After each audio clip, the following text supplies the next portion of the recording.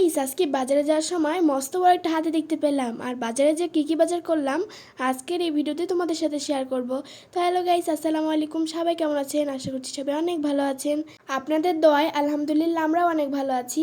তো আজকে আমি আর আমার আব্বু চলে যাচ্ছিলাম বাজারে, যেহেতু কিছু বাজার করা লাগবে। আর এখন আমরা গাড়ির জন্য অপেক্ষা করছিলাম, যেহেতু অনেক সকাল ছিল, 6টা বাজছিল, তাই গাড়িও পাওয়া যাচ্ছিল না। তো কিছুক্ষণ ওয়েট করার পরে আমরা একটা অটো পেয়ে গেলাম। এখন অটো চড়ে আমরা চলে যাচ্ছিলাম। আর দেখো তো, তোমাদের এখনো বলাই হয়নি আসলে আজকে আমরা কোন বাজারে যাচ্ছি। আজকে আমরা যাচ্ছি বানেশ্বর বাজারে। বানেশ্বর বাজারে সকাল সকাল অনেক রকমের সবজি টাটকা টাটকা পাওয়া যায়, যার কারণে আমরা চলে যাচ্ছিলাম। আর যাওয়ার সময় মস্ত বড় একটা হাতিও দেখতে পেলাম। আর একটু রাস্তা যাওয়ার পরে দেখলাম অনেক জ্যাম, আর এই জ্যামে আমরা 10-15 মিনিট আটকে ছিলাম। আর একটু যাওয়ার পরে দেখছি অনেক মানুষ, আর এখানে অনেক জ্যাম ছিল, অনেক ভিড়ও ছিল। তো আমরা চলে আসলাম এখন বাজারে। তো আমার আব্বু অটোওয়ালাকে টাকা দিয়ে দিল, আর এখন আমরা চলে আসলাম বাজারের ভিতরে। বাজারের ভিতরে ঢুকতেই দেখলাম অনেক রকমের টাটকা টাটকা শাক। তো এখান থেকে আমার আব্বু শাক আর লাল শাক খেতে প্রায় সবারই ভালো লাগে। তো যাই হোক, এখানে এখন আমার আব্বু টাকাটা দিয়ে দিচ্ছে। আর বানেশ্বর বাজারে যদি সকাল সকালে যাওয়া হয় তাহলে সবকিছু টাটকা টাটকা পাওয়া যায়। আর এদিকে আপনারা দেখতেই পাচ্ছেন যে এখানে অনেকগুলো টাটকা টাটকা শাক, তারপরে অনেক রকমের সবজি রয়েছে। তো সেখান থেকে কিছু বাজার নিয়ে আমার আব্বু এখন চলে আসছিল ভুড়ি কিনতে, যেহেতু ভুড়ি কিনবে। তো এখানে অনেক রকমেরই ভুড়ি ছিল। আমার আব্বু বললো একটু ভালো দেখে ভুড়ি দিতে।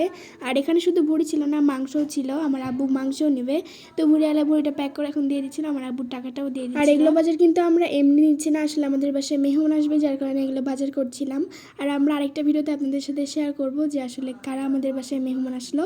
তো এখানে আমার আব্বু মাংস নিল, মাংসটাও প্যাক করে দিল। আর এখানে আমার আব্বু দোকানের জন্য কিছু পান নিল। পানগুলো কিন্তু অনেক টাটকা আর অনেক সুন্দর দেখে বোঝা যাচ্ছে। তো এখানে আমার আব্বু চলে আসলো চাউল নিতে, চাউলও নিয়ে নিয়েছে। আর এখন চাউলটা প্যাকও করে দিল। আর এখন আমরা চলে আসলাম কলার দোকানে। আর এই কলাগুলো আমার আব্বু দেখছিল যে কোন কলাটা নিলে আসলে বেশি ভালো হয়, তো এই কলাটা নিয়ে নিল। এগুলো একটু ভালো মজানো ছিল। তো এখান থেকে আমার আব্বু এখন চলে যাচ্ছিল কিছু ফলমূল নিবে, যার কারণে।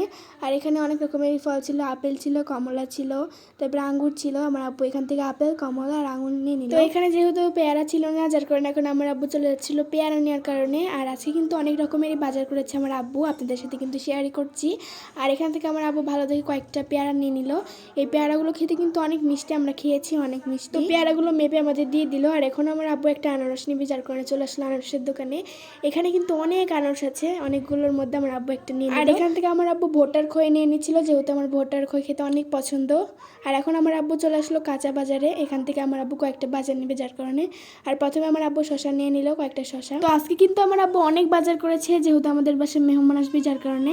তো ব্যাগটা নিয়ে আমার আব্বু চাটতেই পারছিল না, তো এখন আমার আব্বু অটোতে রাখলো। তো এখন আমাদের বাজার করা শেষ। তো এখন আমরা চলে যাচ্ছিলাম বাসায়। আর বাসায় যাওয়ার সময়টা কি দেখলাম, মস্ত বড় একটা হাতি। হাতিটা কিন্তু আমরা আসার সময় দেখেছি, আবার যাওয়ার সময়। তো আজকের মতো এখানে বিদায় নিচ্ছি সবাইকে, আল্লাহ হাফেজ।